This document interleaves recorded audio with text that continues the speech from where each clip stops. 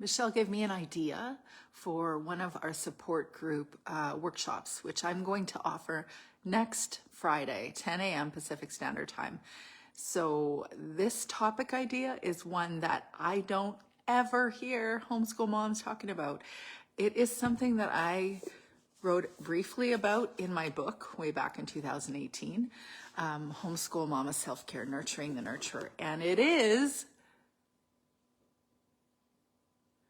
about PMS and how it affects our homeschools.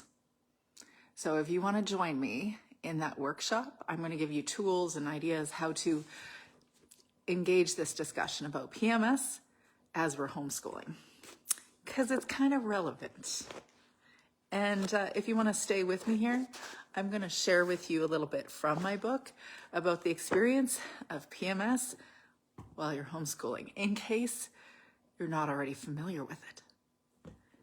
Okay, here's what I wrote. So consider this like a read aloud for a homeschool mom to a homeschool mom. Here's what I wrote. Mama's PMS Days. Once upon a time, when I was in grade 5, I was excited about a special class. My mom had to sign a permission slip for me to attend. There was much talk at recess about this class. This was a gender-separated class with information about female anatomy, the menstrual cycle, and brochures for feminine hygiene companies. Yes, that is what we did back in the 80s. I was excited about becoming a woman. Roll your eyes if you like, but I genuinely was. I would decide one day whether I would buy Kotex or Always. I was told that one day soon I too would wear a bra. So every night after that class, I asked my mom if I was big enough for a bra, for one of those pink starter bras. Yes, I really did. Fast forward a decade or 3 or 4, and the invitation into womanhood has lost its bloom. I've had 4 babies, 5 pregnancies. Kotex and Always are as regular items on my to-buy list as apples and bananas. It's far easier to focus on the negatives of premenstrual experiences for really obvious reasons. It interferes with my regular routine and can be emotionally challenging. Women are blessed with the privilege of bearing children, nurturing children, and experiencing the seasonal monthly shifts of emotions. We feel elated when our babies enter the world for the first time and we have them placed in our arms for nurturing. Still, there is a remarkable responsibility not to rip into that very child when we are dipping to our lowest emotional ebbs in our monthly cycle. Can I hear an amen? So I wrote, as I was writing this story, I said, yesterday the gloomy fog rolled in. I saw the full moon as I drove home. I couldn't see the river, though the river is only 50 feet through my window sight line. Right behind me, actually, it's still there. Where there are ordinarily blue skies, there was a dirty white sky this day. I woke 3 times last night, and having been doing that the last few nights, I've also had night sweats, which suggests I'm moving into perimenopause.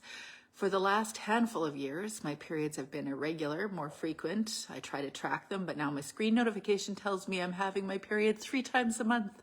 Oh, yay. This morning, I sit with a cup of Earl Grey tea, a heavy head and sore muscles. In the last 12 hours, I've had 2 teenage daughters tell everyone they weren't feeling well either, because they were speaking in a sharp, cutting way, which suggests I'm not the only one nearing that time, and I'm wise enough not to ask. Their unkindnesses toward each other sound louder and more intense. I have yet to experience full cramping, yet the nigglings of soreness tell me something's going on down there. I want to cry just to expel my intense feelings. I'm a homeschool mama about to have my period. To top it off, today is Tuesday, the busiest homeschool day of my week. It's a regular day of homeschooling. I have writing and homestead projects and an afternoon and evening driving my kids to and from extracurricular activities. If I'm ill or feeling PMSy, I can't tell anyone to replace me for a sick day, and I'm not the type of mom who wants to watch documentaries or go to the playground if I'm not feeling up to my regular routine. I want to be that mom, but I'm not.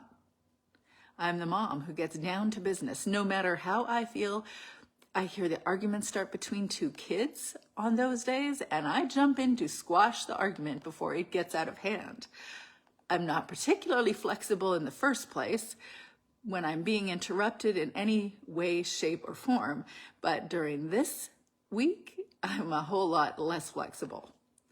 This present intensity could surely be harnessed to fuel our car for the drive to our afternoon extracurriculars. Yet I've learned this. I must honor my cycle. Every woman has different manifestations of premenstrual tension. Some women declare they don't have any. Many women experience moodiness, depressive feelings, and/or pain. We're all different with a monthly cycle in how we feel, how we sleep, how we eat, and surely how we home educate. But we need to observe and plan. Observe our emotions around this time by journaling sleep cycles and also our emotional needs. So do you identify consistent monthly triggers of frustration, sadness, or anxiety? Maybe you're super tired or in pain. Pay attention to how your family responds to you and how you may be affecting your family. Are you quicker to react to your kids arguing? Are you more sensitive to your partner's inattentiveness? Are you less energetic? Do the kids demand more of your attention or feel less heard? When I wasn't self-aware, when I didn't build self-awareness practices into my life, and I wasn't paying attention to my cycle, I believed I was my feelings. I didn't identify I was a person having big feelings, or that my feelings were anything except me. When I paid attention, I noticed that noise felt overwhelming. On these days, I prefer low energy activity. I want to wrap myself in a blanket, wear my cozy pajamas, munch on salty treats, and hunker down. My goal is to let myself do whatever feels comforting. I find this hunkering down approach challenging, though, because my kids have the same number of dance classes, part-time jobs, and choir rehearsals. I encounter the same sibling rivalry issues, complaining, and learning challenges, though they feel more frequent during this time. No one sympathizes or asks what they can do for me. My daughters, I have 3, are still learning about their own menstrual needs at that time of writing, and I need to advocate for myself so they can learn from me.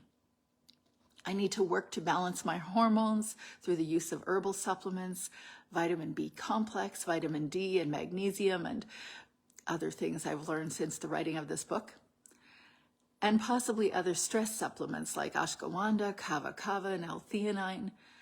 I might use aromatherapy, contraceptives, massages, hot baths with Epsom salts, music, wine, not a lot of wine, just a little bit of wine, or my favorite magazine.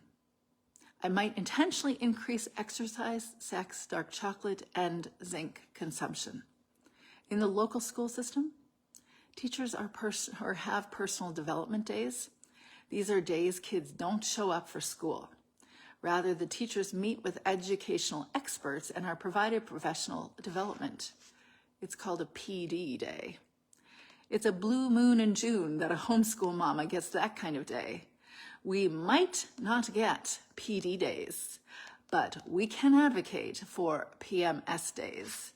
Perhaps the kids know when the bag of Lay's potato chips and peanut M&Ms arrive that this is the day the family watches documentaries like mine did. Consider blocking off a day in the month in honor of your cycle, or a week, if it needs to be, could be a week. Help a homeschool mom or help a homeschool kid out. Put your cycle on your calendar and anticipate the day.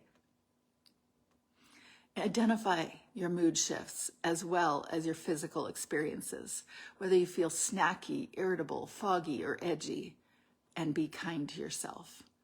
This ain't Groundhog Day. You know you're going to do this again next month. Observe your feelings, identify your needs, then plan.